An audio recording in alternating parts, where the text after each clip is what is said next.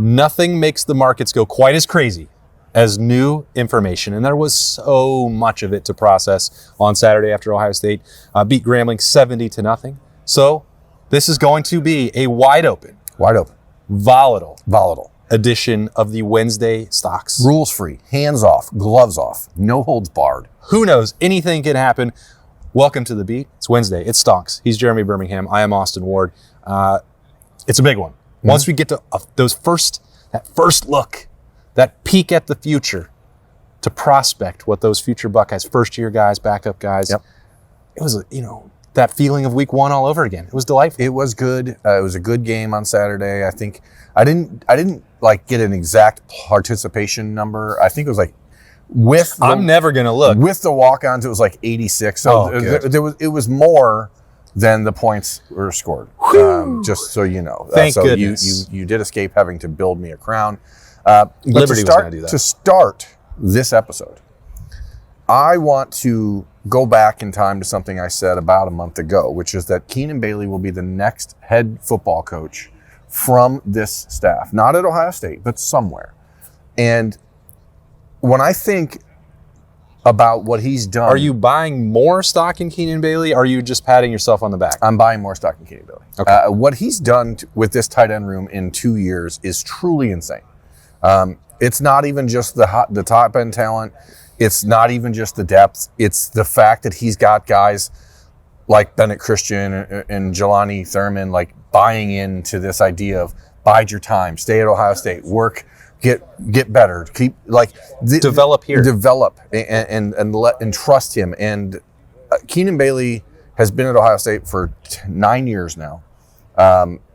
He's done everything in this building. He has worked in every position. He's part of the ship. He is such an integral part of what they do. And on Tuesday, Ryan Day talking about how they're play calling and how they're organizing the offense and how they're game planning, and always Keenan's a major part of that. Keenan's a major part.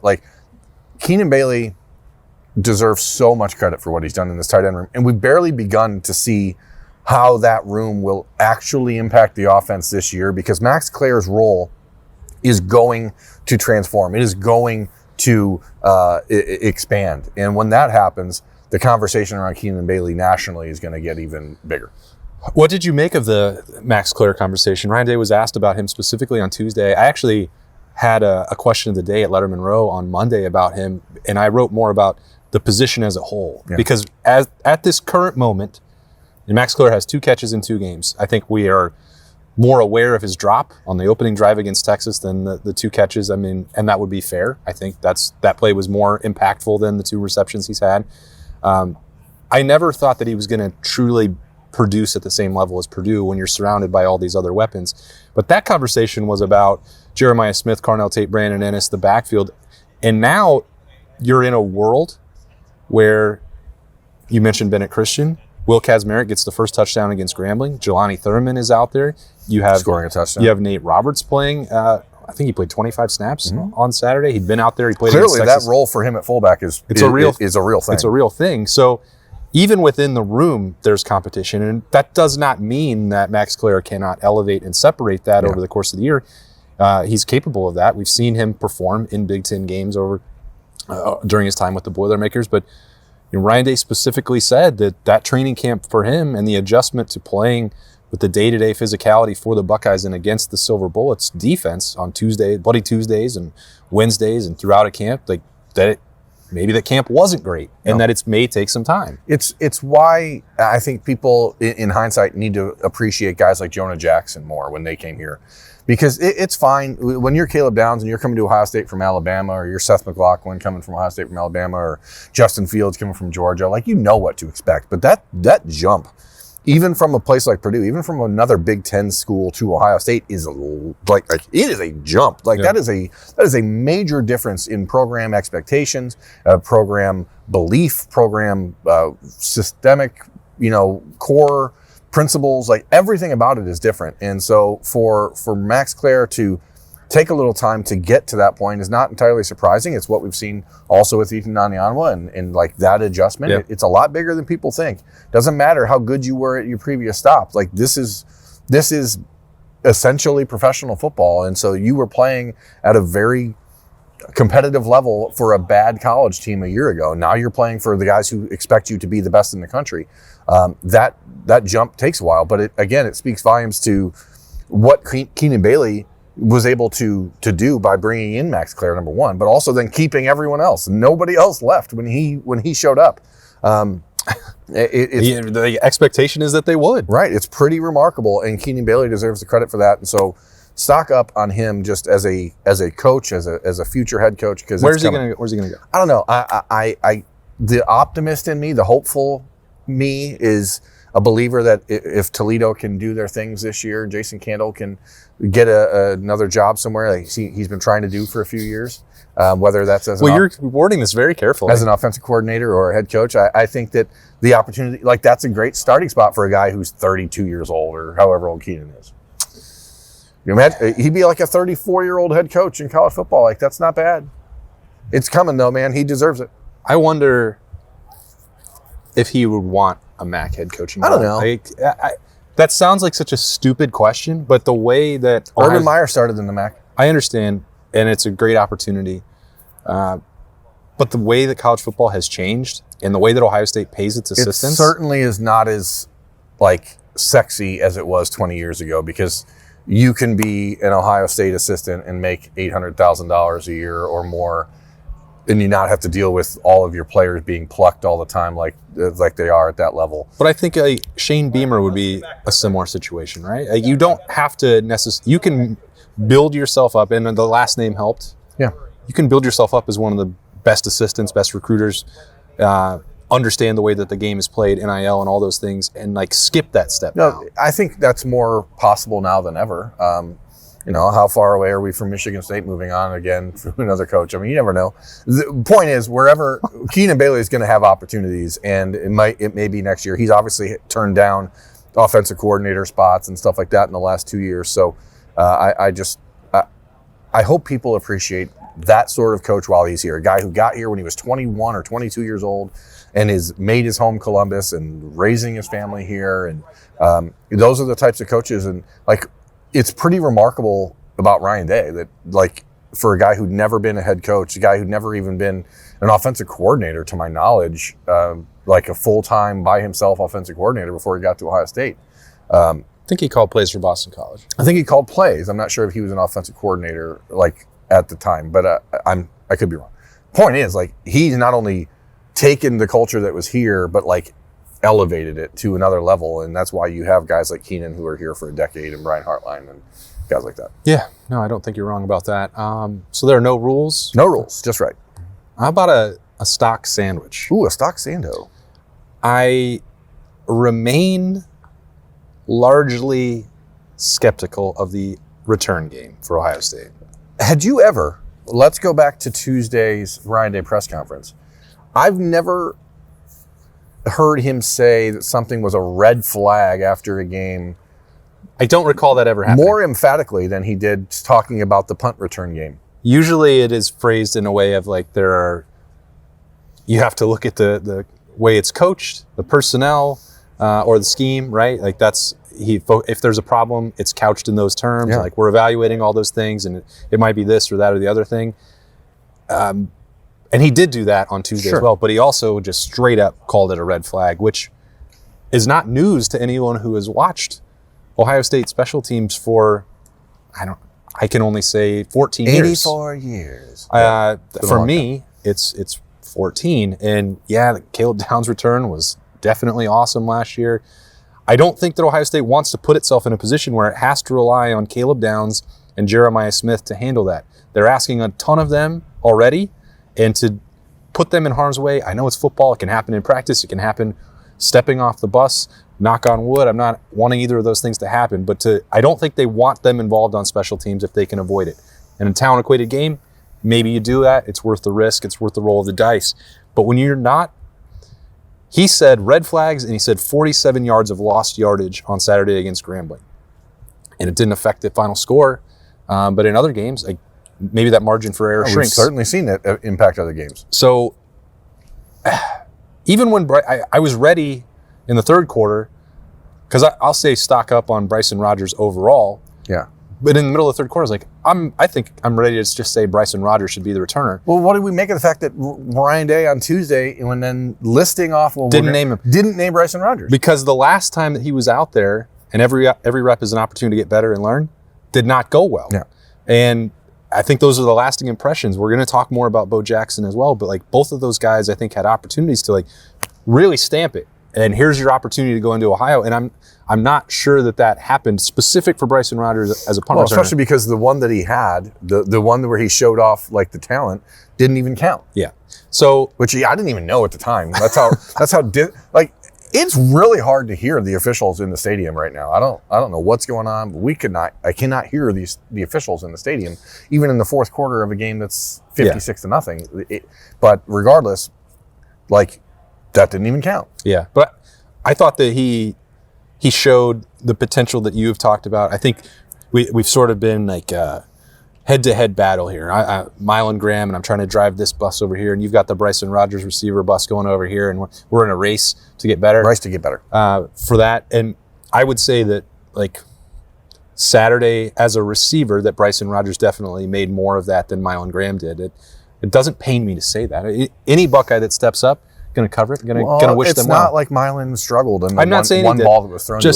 Just saying that he made a great catch, a great shifty move, and then 20 yards later, bang, bang, boom. It felt like maybe Bryson Rogers was closer at this exact moment to doing that. So I wanted to, it's the sandwich there, because it's not new for me to stand here and talk about Ohio State special teams. I understand that. And I don't know how many times I can say that I'm pulling my hair out and you have all of these options to make it get better, and it never does. And I cannot understand how that's possible. No, because we've talked about this more than like we want to. There's no point ultimately in belaboring how bad special teams are in games when you win 70-0, but it has cost Ohio State in the past. I remember very specifically last year's game against Michigan. I said going into the game that the recipe for Michigan to win the game was like hidden yards, Ohio State giving that up. All you have to do in the punt return game is catch the football. Like, just don't let it go over your head and don't let it bounce in front of you. Just catch it. And it seems like that is becoming a much harder thing for Ohio State's punt returners than anyone else in the country. And it is baffling to watch. I mean, even, it was the second punt of the day for Grambling on Saturday. Brandon Ennis lets it bounce in front of him, and then it hits him in the leg, and you're like, what are you doing? Yeah. Like, you're fortunate. It bounced kind of nicely to you, but it doesn't always do that. This happens way too often at Ohio State, and it's gone on for a decade plus. It just makes zero sense.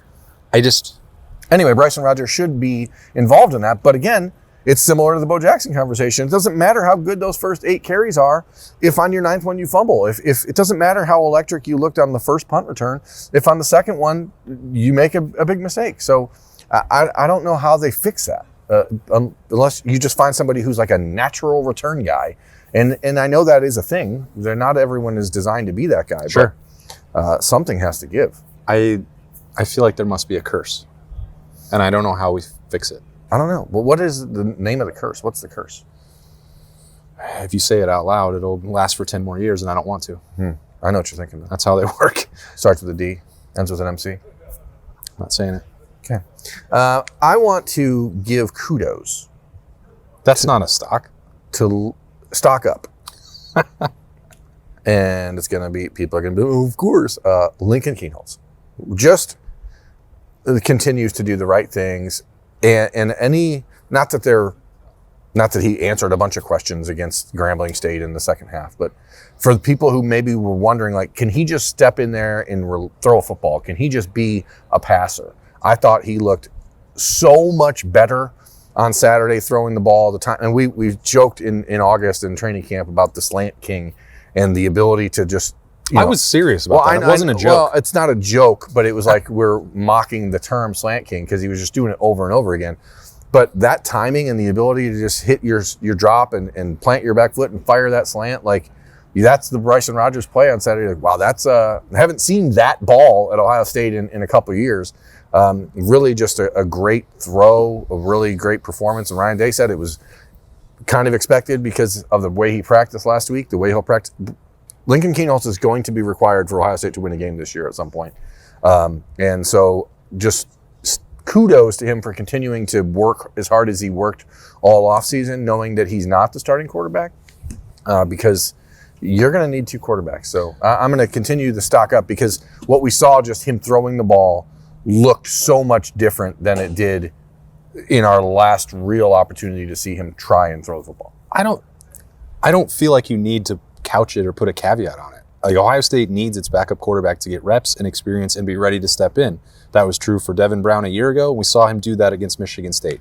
You know, we've seen so many times. A lot of times. I'm trying not to even go back to 2014. Where the backup quarterback comes in and doesn't seem to care, or to take it casually, or and Ryan Day, kudos to him. While we're in the kudos section of this show, we're gonna need laws. Ryan Day saying, like, we're telling our third string guys, your job is to score. Like, I like it. That was really encouraging. That's also stock up on this edition of Ryan Day. But again, I don't think that it needs to be viewed. It's not.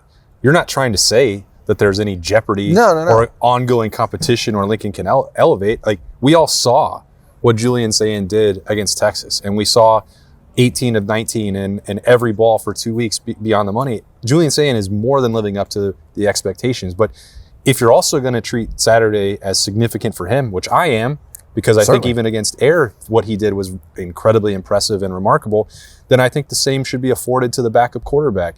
The question then becomes, to you, if there are people that are skeptical of him or didn't think that the competition was legitimate in training camp, or however you view it, like, and I can understand why. The last time you saw him take a rep of significance was the Cotton Bowl when he wasn't ready. And you say, well, what does he do well? You could see the things that he could do well. He can move well. He ripped the slant. And again, if you think that that's just a repetitive joke at this point, that's fine. It's an important part of Ohio State's offense, and it'll be important with what these receivers can do if that's what he had to do in a real situation. There's no suggestion here that Lincoln Kienholz is going to reach the same ceiling as Julian Sayin. But if they need it, and at some point, as you say, they probably will, then the reps that Lincoln Kienholz got against Grambling and what he may get on Saturday against Ohio are significant. And he needed to show that there's a marked improvement from the last time we saw him. Well, not just for himself, but for the coaching staff and the guys around him. 100%. And so I just think that he deserves a lot of credit for handling himself the way he has. And again, for us to get to see the growth. And I don't care who you're playing against. Those guys on the other side of the field are playing football too. They're playing hard. So for him to go out there and look the way he did, that is a major step in the right direction for him and for Ohio State. I have stock up on number 15. Both of them. Zion and Jelani. So we already talked about the tight end, so I won't belabor that point. Jelani Thurman, I think, deserves a lot of credit, not just for sticking around, but the way he's attacked the opportunities in front of him. To get better. It's a race to get better, and he's winning. He's running it. Yeah, you don't ever win it. That's the worst kind of race. Yeah, I know. It just goes on forever. Yeesh. It's an endless marathon. He was on the receiving end of that touchdown from Lincoln Kienholz, so both of those guys had an opportunity to feel good. But let's move on from the tight ends and Lincoln Kienholz. You've already talked about both of them. I don't know. That's the difficult part of the art and science here of coaching.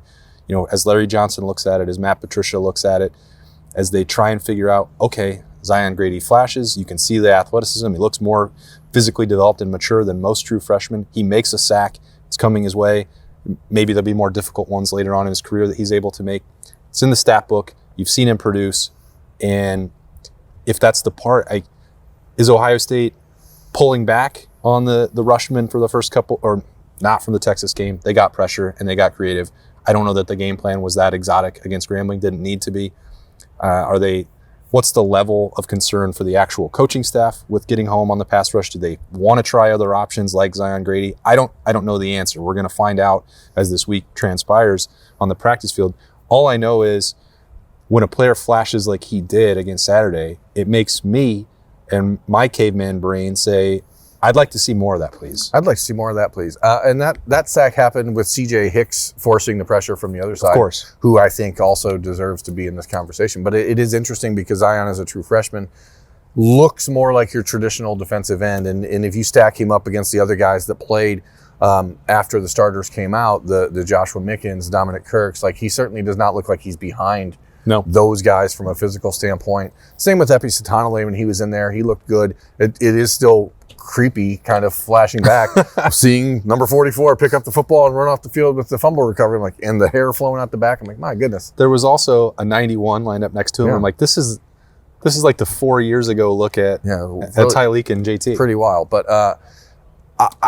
the pass rush and the defensive line play in the first 2 weeks, to me, like, I'm not going to say it's a question mark or like the biggest question mark I have, but it's the most unanswered part of this team so far. Mm-hmm. Like, I don't know what to expect. We knew in week 1 the goal was beat Texas, maintain your rush lanes, don't let structural integrity of your rush get lost, and let Arch beat you. Then you're playing Grambling, you weren't really getting a whole lot of unique looks or getting too aggressive with your pass rush, and they were getting the ball out quick and trying to do a lot of little misdirection and stuff like that. So I don't know what to make of it, but I do think that Saturday's game is a reminder that everyone deserves to have their moment here if they put in the time and work, and clearly Zion has. He's one of the guys that Ryan Day, highlighted in the spring as far as this is a guy I've been really impressed with. So we'll see what happens Saturday. But I don't know that we should be so convinced that any defensive end right now, and I say that even speaking of Kenyatta Jackson or Caden Curry, who I think Caden Curry's played great. Kenyatta Jackson has played very well, but I don't know what he's being asked to do. And so that is the hardest part. We haven't had a chance to reconnect out here with Matt Patricia since the season started, or Larry Johnson. Until we know what they're being asked to do, it's hard to properly assess how they're playing. Mm-hmm. But Zion Grady looks like a kid who should be on the field more often. Same as Riley Pettijohn or Bo Jackson or any of these guys. Yeah. All right. So Bo Jackson, as there are no rules, the third stock to watch, we both just have to talk about Bo Jackson because the conversation is really interesting. There's no player, I think, who is under more scrutiny for one play or more excitement for the other 8 carries than Bo Jackson, as people put that in comparison and context with what CJ Donaldson and James Peoples are doing. So let's just tackle it and what that stock is doing right now. Yeah, right now I think it's in a weird holding pattern because I fully expect that he'll play a lot on Saturday night against Ohio, but I believe if he doesn't fumble the ball there at the end of the game against Grambling, that there's a chance he's in the early rotation. And maybe it's not the first series of the game for Ohio State, or maybe not second, but I could have seen a scenario on Saturday night where Ohio State has CJ Donaldson start, and then James Peoples gets a series, and then it's Bo Jackson's turn in the first quarter. I really think that more than any other player on this team who is not a bona fide starter or a regular contributor, like, he can elevate this team. He has the potential to elevate the run game more than I think any other non-starter has the ability to elevate their position or their specific role. But if he doesn't hold on to the football, none of it matters. And that... How many times have we had this conversation, and we would go do snap judgments, or we would, do whatever, and it'd say, we had it down Hayden all the time. And we'd say, we'd have to sort of dance around it. Usually, if a true freshman or a second-year guy is not making that leap, and you see him in games, and you like it, you see the upside, maybe it comes back to they're not pass protecting at the level they want, or maybe there's ball security. It's one of those two things. And sometimes we know what it is, and we hint at what it is, and other times, I don't remember a time ever as direct as Ryan Day on Tuesday saying, if you see something happen in a game, we've probably been seeing that in practice. And that was specific to one thing. Yeah. So that is ball security, ball security, ball security. Yeah, and that's not something you can mess around with if you're the Ohio State offense. Like, you can't risk giving the ball back to the other team over and over. So, but at the same time, like, the talent and the upside of Bo Jackson, I think, is such that, like, it's so drastic. And it's not a knock on James Peoples or on CJ Donaldson. He looked different. He looked like, I heard Doug Lesmerises say it the other night on one of their shows, like, that he looked kind of like a Alabama running back, like a Derrick Henry. And I don't think he was that big, but there is a physical difference for a kid who's a true freshman to come in here and look the part the way he does. And then you saw his early carries in that game against Grambling. That first touchdown of his, He didn't really get touched, but it wasn't an easy touchdown. Like there was a clog that he had to wiggle his way through and find the hole. Those instincts, the size, the speed, everything that he has, you're like, yes, give me that. But then he puts it on the deck, and that's not going to cut it. Yeah, and I think that's the different scenario here with when it was the Dallin Hayden conversation. It was like, well, then just don't put him out there in situations where he has to pick up blitzes. He can help. That was also because Chip Trainum was playing running back. No, I understand that it is not a like for like comparison. It might be the closest thing. I'm only using it to illustrate the difference. You could, yes, it would be costly if he was out there and he missed a blitz pickup and the quarterback gets destroyed and maybe he fumbles. Okay, I can understand the risk, the coaching decision there.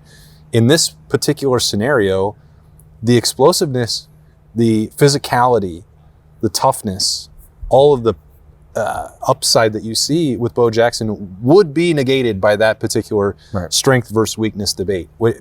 You can't just gain the yards and then give the football away. That doesn't help Ohio State win games. So I don't think it's impossible for Bo Jackson to come out on the other side. Lots of people deal with this as they get better. Famously, Eddie George at Ohio State, his first real playing time in 1994 was, or like 1993, was a game where he had multiple fumbles. And you're like, well, he's never going to play. And then he didn't play again for 3 years, and then he won a Heisman. Yeah, so I think it's important to keep that in mind because I think we would all be in agreement that we would like to see the best version of Bo Jackson and what that would do for Ohio State's rushing attack.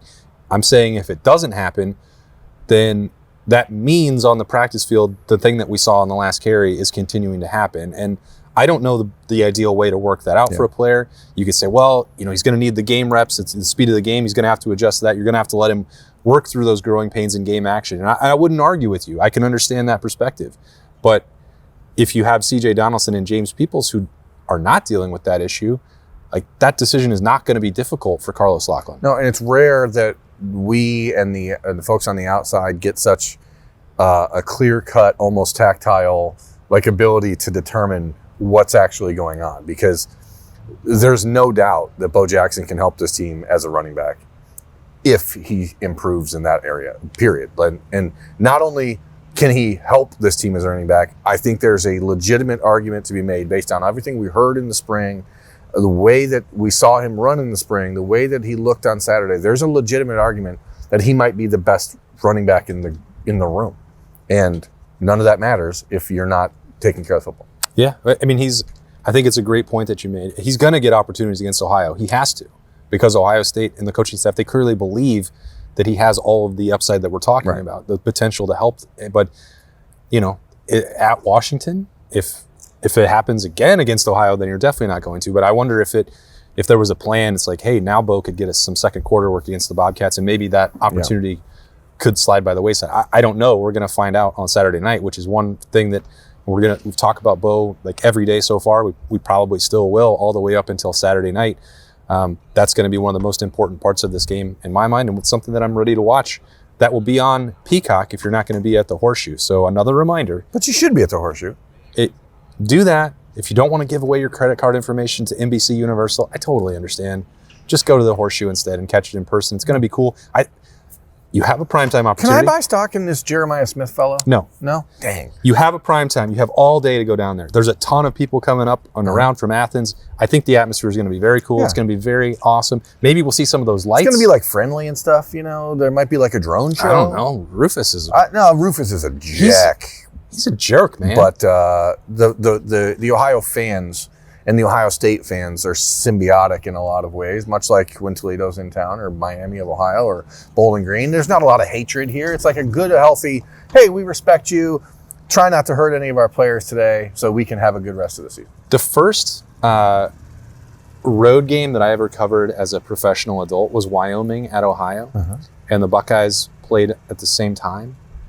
And so there was more scarlet and gray in that stadium than there was for Ohio. Sure. That memory's always lasted with me. But Athens is a great great town. Life really came full circle for you. Yeah. Well, Here you are. And here I am. So I just thought that because Ryan Day was making talking, up fictional stocks. Ryan Day was And the Woody talking about Hayes Jeremiah Athletics. Smith and the practice habits and how like much You can't do this. no one's ever bought any Jeremiah Smith Yes, stocks it's from what gone. I'm aware No, of. come on. I need to go back and check the sales records. I don't think that there's anybody who's ever bought Jeremiah Smith stock. I'm putting rules back So in I place am next buying week. No. all the Jeremiah Smith stock I can because I think he's going to be pretty good.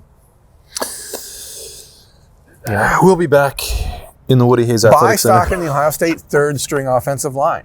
Buy stock. I was Justin Terry. Buy stock in Ryan Day as a head coach because I believe that he is set up now to go on a run to be the greatest football coach in the history of college football. That sounds like a conversation for another day. If they win a national championship this season, do you understand what the trajectory for Ryan Day would be for the rest of his college football coaching career? Like at 47 years old to have 2 titles with everything else that's going on, forget about it. You just gotta go. I think he would retire. I think he would retire too, but not after this year. But that's another conversation. Stop. I got to put rules in place. You know what, people? You should buy stock in meeting us back here on Wednesday night for Snap Judgments. Thank God. Don't meet us here, actually, because you're not allowed in. You're not allowed. But we will be back for Snap Judgments after a Ryan Day lightning round, some conversazione with some players.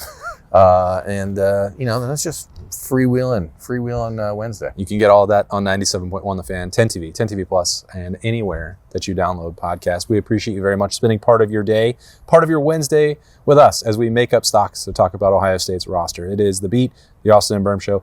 He's Birm, and I am Austin, and we will talk to you later.